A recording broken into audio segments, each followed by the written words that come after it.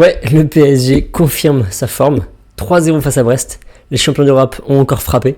Alors c'est Brest, mais ça reste un club de Ligue 1 avec un bloc bas. Et pas facile comme match, pas facile pour le PSG de marquer.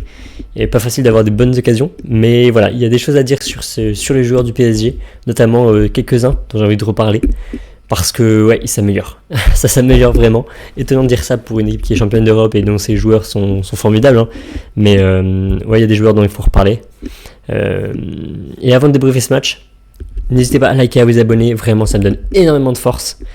Et ça me motive beaucoup si vous vous abonnez et que vous likez. Et dites-moi en commentaire pour vous qui est l'homme du match. Pour moi, il n'y a pas trop de doute. Je pense qu'on est tous sur la même personne.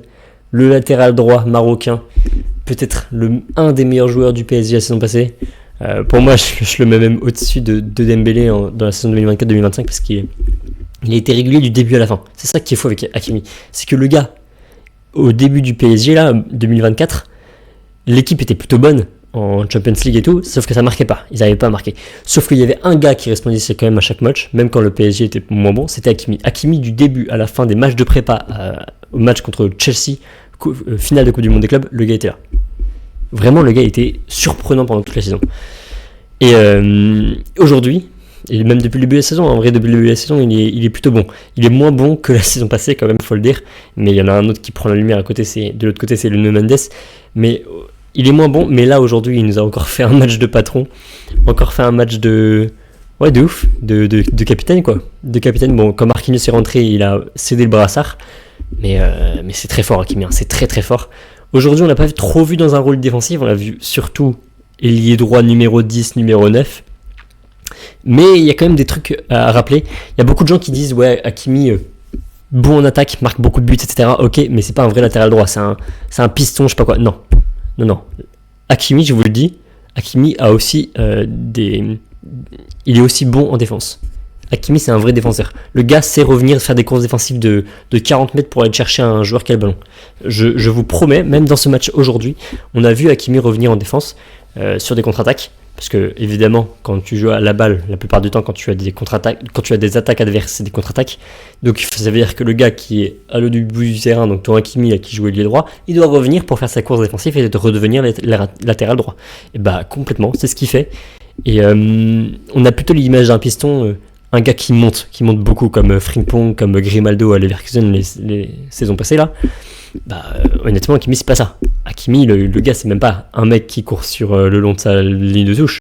Non, c'est pas ça, Hakimi. C'est un gars qui se retrouve dans cette zone, un gars qui se retrouve dans cette zone, un gars qui se retrouve dans cette zone, dans le demi-espace droit, un gars qui peut se retrouver aussi dans ce milieu de terrain, dans cette partie du terrain ici. Alors, ça arrive beaucoup moins souvent, évidemment, mais ça peut arriver. Mais aussi un gars qui sait défendre et qui est dans sa vraie partie de terrain. Il est capable de se retrouver et d'être performant à son poste. Et c'est un truc qu'on oublie beaucoup avec Hakimi, c'est qu'il n'est pas fort que offensivement. Il te fait des bons retours défensifs et il est bon défensivement, il n'est pas facile à passer. Il a des petites lacunes défensives quand même, parce que son point fort reste l'attaque. Mais il ne faut pas oublier que c'est un vrai défenseur et que c'est un très bon défenseur. En face, au contraire, justement... Ouais, je vais quand même dire un petit mot sur Lala et Loco, Bradley Loco. En vrai, j'ai pas trouvé que leur match était mauvais. Et puis, ils avaient une défense très compacte. Alors, il y en avait que deux, mais en vrai, Magnetti je l'ai trouvé très défensif aussi. Et donc, ça fait qu'il y avait peu d'espace. En vrai, ça reste un mieux. Une sorte de bus. Ils ont un peu posé le bus. Ils ne voulaient pas trop se découvrir, même à 2-0. Ils ne voulaient pas se prendre une raclée comme une manière 7-0 en Champions. Match retour de Champions League barrage. Donc ouais, gros bus, et ils n'ont pas trop laissé passer, il y a eu peu d'occasions. Donc ouais, c'est l'ajout de Hakimi dans le demi-espace droit n'est pas trop, et c'est d'ailleurs là que va arriver son premier but. C'est Vitinha qui fait encore un très bon match. Vitinha, mais il enchaîne des performances incroyables, je vous le dis, sincèrement, Vitinha, c'est pour l'instant, je pense, le deuxième meilleur joueur du PSG avec Mendes. Et vraiment, il est incroyable. Il a fait un très bon match. Là, c'est sa passe décisive dans le très bon tempo parce que Hakimi fait un appel. Il est aligné à la ligne de hors-jeu de Brest. Il fait son appel et en même temps, Vitinha lui passe la balle dans sa course en petite passe en cloche. Et ce qui fait que Hakimi se retrouve face à face avec Maïti et qui marque. Donc ça fait 1-0. Ça fait 1-0. Très beau but de Hakimi. Et quelle passe de Vitinha. Cette relation Vitinha-Hakimi est vraiment très forte. La saison passée, on a vu pas mal cette relation où Hakimi refait des... En fait, Hakimi aime bien rentrer à l'intérieur, faire peut-être une passe à Vitinha qui lui refait dans sa course, ce qui fait que les défenseurs sont un peu paumés, une seconde de trop, et ça permet à Hakimi de marquer. Et ouais, ça marche bien cette petite relation, et ça a encore frappé aujourd'hui. Et c'est pas tout, il s'arrête pas là, il marque aussi le deuxième but du match. Cette fois-ci, c'est une passe de... Gbara, c'est pour... Gbara, c'est pour Hakimi. C'est dans la surface carrément. Il y a un tir. Alors attendez que je me rappelle, c'est Kangin Lee qui fait la passe c'est Kangin Lee qui fait la passe en profondeur pour Gbara. Gbara qui la touche près de la ligne de touche, et là il fait un exploit individuel. Il dribble son vis-à-vis. Alors là, je pense que c'est Diaz, mais je suis pas sûr. Il dribble, mais genre vraiment il le passe. Il tire, c'est contré. Ça revient sur Hakimi. Hop, par ici. Qui fait une passe à Gbara, qui lui refait directement après, ce qui fait que les défenseurs qui étaient sur Hakimi vont sur Gbara, sauf que du coup Hakimi reste libre, il arrive à marquer, et ça fait but. Ça fait but tout simplement. Ça fait 2-0. C'est mérité à ce moment-là du match, carrément, et encore une fois on voit Hakimi qui se retrouve en numéro 9, quoi. Il se retrouve dans la surface adverse, mais c'est assez aberrant. L'espace de jeu dans lequel il peut jouer, c'est toute la complexité et en même temps la beauté du jeu de Luis Enrique, c'est que les joueurs dédoublent tout le temps ou permutent tout le temps. On peut voir un latéral droit qui joue numéro 9, on peut voir un Vitinha qui joue défenseur central et en même temps très avancé sur le terrain. Mayoulou numéro 9, mais qui décroche énormément, encore un très bon match de Mayoulou, qui décroche beaucoup pour donner du surnombre au milieu de terrain, et ça aide beaucoup. Encore un très bon match de Zaïre Emery qui continue sa lancée. Il y a encore des trucs à améliorer. En fait, Zaïre Emery, voilà, c'est un des joueurs dont je voulais parler surtout dans ce match. Il fait encore un bon match. C'est pas le Zaïre Emery de l'année dernière. Mais il y a encore des trucs à améliorer. Genre, Zaïre Emery pourrait être titulaire dans n'importe quel club de Ligue 1, je pense. Peut-être pas à Marseille à la limite, mais il pourrait être titulaire dans n'importe quel club de Ligue 1. C'est juste qu'il manque encore ce petit niveau pour être titulaire indiscutable au PSG. À côté, tu as des João Neves, des Fabian Ruiz et des Vitinha qui sont extraordinaires, qui sortent d'une saison extraordinaire et qui sont toujours très bons. Et Zaïre Emery, il manque ce petit truc en plus. Il lui manque encore une sorte de déclic ou le talent est là. C'est juste que parfois dans son placement il est pas bon. Parfois il se place de façon à ce qu'il soit entre deux défenseurs, mais l'espace entre les deux défenseurs est tellement serré qu'en fait le ballon ne peut pas lui revenir. Vitinha ne peut pas lui faire la passe. En général c'est Vitinha qui contrôle un peu le ballon et le match.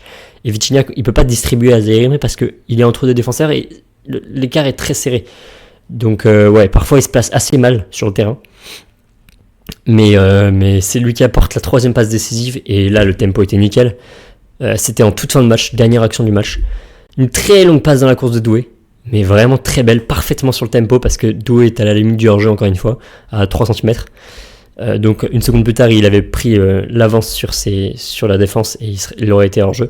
Mais là, Zaïre Emery, parfaitement bon tempo, dans la course de Doué, qui fait une très bonne entrée, et qui vient marquer, mais qui peut rien faire en vrai. Il y a un face-à-face et il le fait bien, il le finit bien. Il était tout seul, il y avait personne, il y avait aucun de ses coéquipiers à côté, et il fallait finir parce que Barcola aurait été capable de le rater par exemple. Je veux pas m'acharner sur Barcola, mais depuis le début de la saison il avait un petit problème de finition. Doué lui, il montre que il vient de marquer un doublé il y a une demi-semaine contre les Leverkusen. Il le marque encore contre Mayeki. Donc ça fait but, ça fait 3-0. Et Hernandez, c'est un gars aussi dont j'avais envie de parler, c'était Zaïre Emery et Hernandez surtout. Les deux qui étaient plutôt en difficulté l'année dernière. Et Hernandez il ressort encore un match de patron. Il y a à la fin de match un peu de déconcentration. Il se fait prendre par la vitesse. Alors c'est vraiment pas le gars qui sera très très rapide et tout. Mais défensivement, il est bien placé. Il se place de mieux en mieux dans sa défense. Il arrive à avoir des meilleurs repères dans cette défense du PSG. Et il peut jouer en défenseur central avec une défense à 3 quand Hakimi, ça permet à Hakimi justement de monter beaucoup Et Hernandez, il joue aussi défenseur central. Il jouait aussi défenseur central, pas que arrière gauche. Et il se joue très bien dans ce poste, à côté de Pacho. Et ouais, encore une bonne performance. Et à la fin du match, il y a aussi une très bonne action de... Ça doit être qui Del Castillo. Non, peut-être pas Del Castillo. Je sais plus du tout qui c'est. Mais Hernandez qui le retient un petit peu. Mais il perd son duel physiquement. Il tombe, sauf que ça déséquilibre le gars qui va tirer. Et Chevalier fait un très bon arrêt aussi à ce moment-là. Et ça permet que le PSG ne prenne pas le but. Mais ouais, j'ai trouvé intéressant cette course parce qu'il avait déjà du retard sur son adversaire. Et le fait qu'il arrive quand même à déséquilibrer sans faire faute, c'est de l'expérience et c'est une force. Et ça a été utile. Donc ouais, top. Il y a eu quand même un penalty encaissé par Lee, une main de Lee dans la surface. Et Del Castillo qui rate son penalty, il glisse au moment du tir, ce qui fait qu'il n'y a pas but et il tire au-dessus du cadre. Encore une fois, Chevalier ne se prend pas de but sur penalty. Je sais pas combienième arrêt de penalty, enfin le non-but de penalty, parce que c'est pas vraiment un arrêt, mais le non-but de penalty qui s'est pris depuis le début de la saison. Mais il en a arrêté 2 contre Tottenham. Là, il en a arrêté 1 récemment là, contre Leverkusen. Là, il vient de en réussir 1 contre Del Castillo. Il y en a eu réussi un autre, je crois, au début de saison. Enfin bref, le gars, c'est un fou aussi.